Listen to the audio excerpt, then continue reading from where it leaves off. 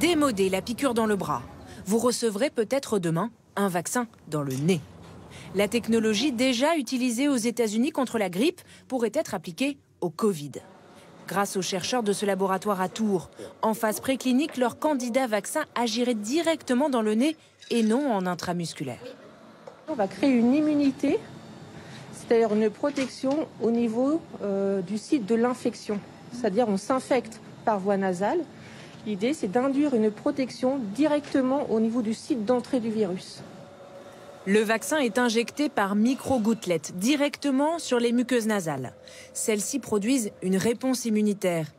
Le virus ne parvient plus à se fixer, encore moins à se multiplier.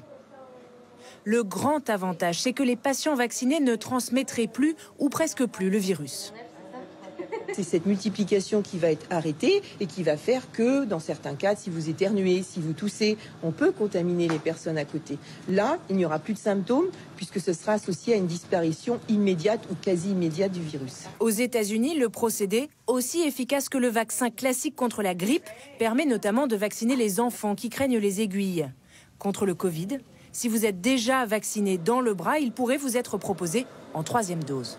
À partir du moment où on explique que c'est en complément d'un vaccin en intramusculaire dans le bras pour cibler la contamination et ne plus contaminer, je suis assez convaincu que les Français apprécieront, et notamment ceux qui ont déjà été vaccinés, de pouvoir se dire qu'enfin, ils ne contaminent plus.